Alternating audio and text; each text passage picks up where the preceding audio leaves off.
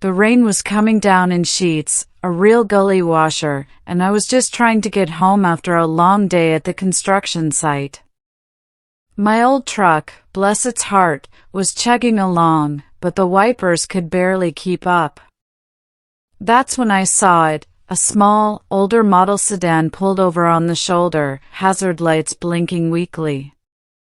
And next to it, a woman, probably in her late 60s, struggling with what looked like a flat tire. My first thought was, someone needs help.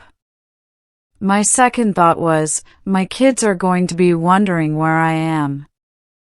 But that second thought didn't last long. My dad always taught me to help those in need, no matter what. And besides, I'm a single dad. I know what it's like to feel overwhelmed and alone sometimes. So, I pulled over in front of her car, got my trusty flashlight, and walked back. She looked startled, a bit worried, as I approached. Her hair was a mess from the rain, and her thin jacket was soaked. "Evening, ma'am," I said, trying to sound reassuring over the downpour. "Looks like you've got a flat.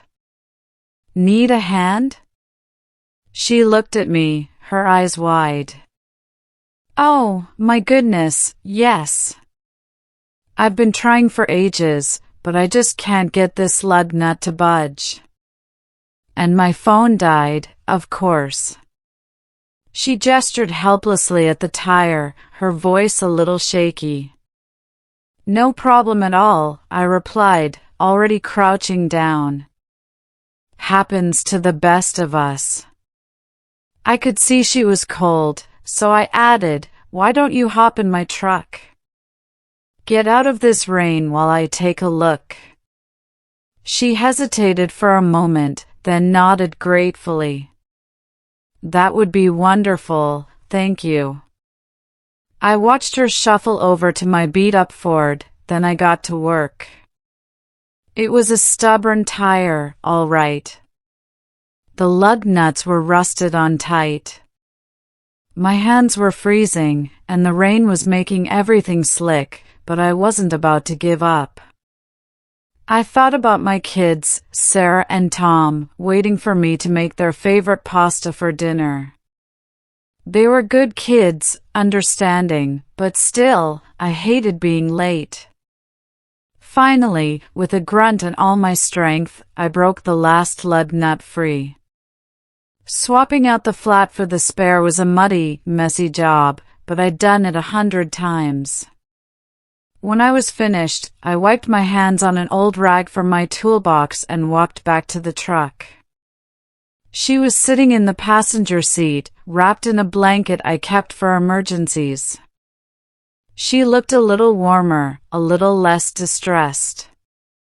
"All done, ma'am," I said, opening the door. "You should be good to go.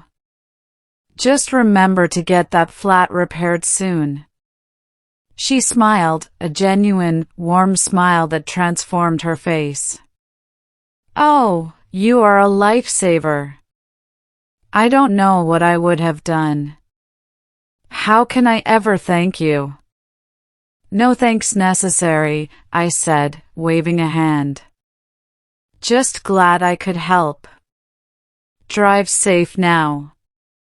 I started to walk back to my side of the truck, but she called out, "Wait. Please, at least let me give you something for your time.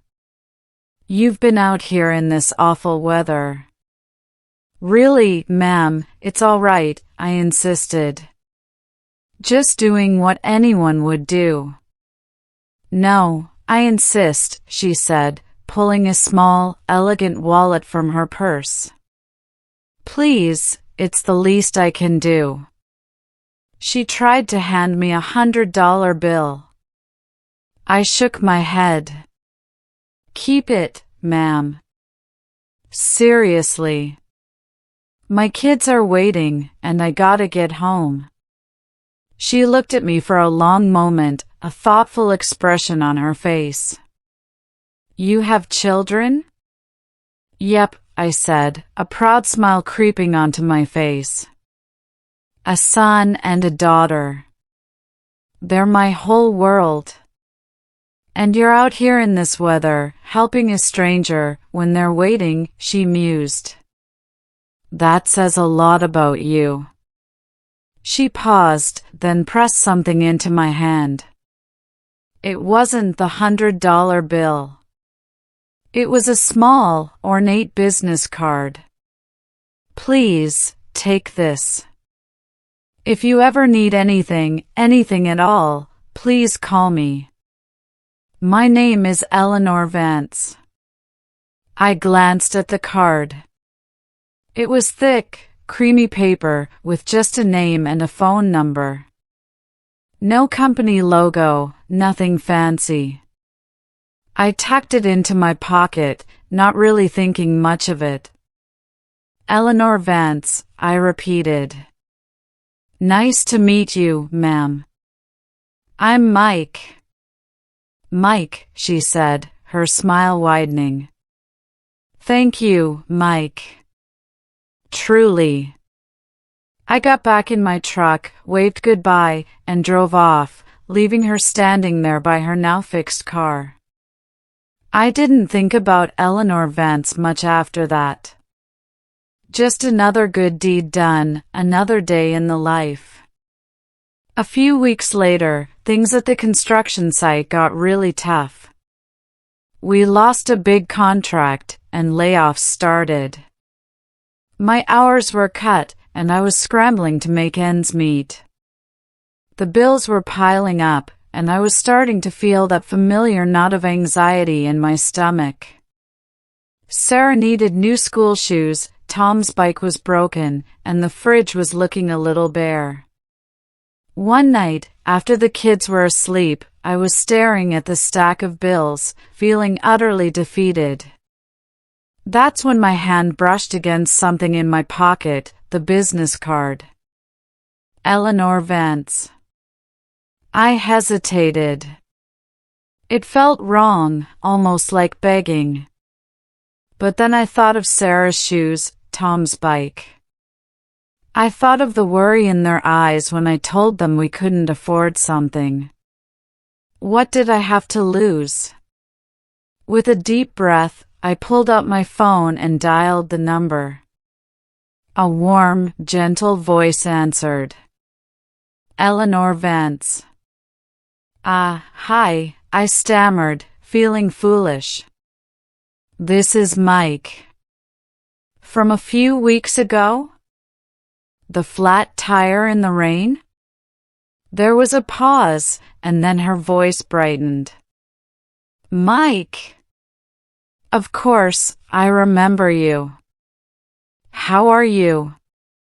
I took another breath. To be honest, ma'am, not so great. Things are tough right now.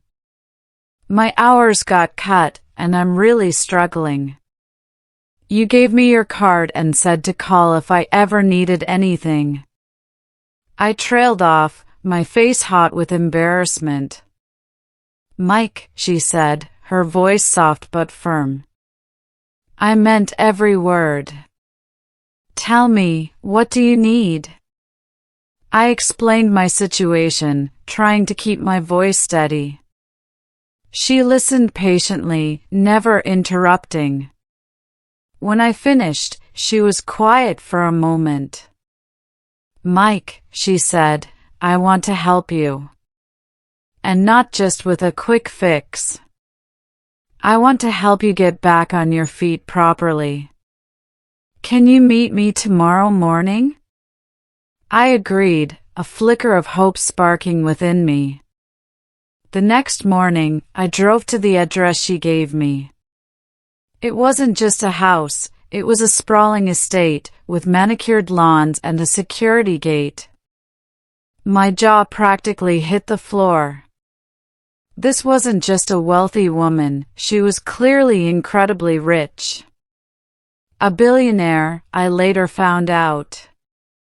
When I met her again, she was even more elegant than I remembered, but still had that kind, gentle smile. We talked for hours. She asked about my skills, my dreams, what I wanted for my kids. She listened to everything. And then, she offered me a job. Not just any job, but a position helping manage some of her properties, using my construction experience. It came with a great salary, benefits, and stability. More than that, she offered me mentorship, guidance, and a belief in me that I hadn't felt in years. Over the next few months, my life, and the lives of my kids, completely transformed. We moved into a nicer, safer neighborhood. Sarah got her new shoes, and Tom got a brand new bike and a helmet. I was able to pay off all our debts and even start a savings account. But it wasn't just the money. Eleanor became like a second mother to me. She taught me about investing, about planning for the future, about seeing opportunities where I only saw obstacles. She helped me enroll in some business courses part-time, encouraging me to learn and grow. She saw potential in me that I had long forgotten I had. I often think back to that rainy night on the side of the road. I was just trying to help an old lady with a flat tire. I had no idea that simple act of kindness, that moment of putting someone else's needs before my own, would lead to such an incredible turn of events. Eleanor Vance, the billionaire, didn't just change my life, she helped me build a new one, a better one, for me and my children. And it all started with a flat tire and a little bit of rain. I'm incredibly grateful for that rainy night and for the incredible woman who entered my life. It taught me that kindness, no matter how small, can have the most profound and unexpected ripple effects.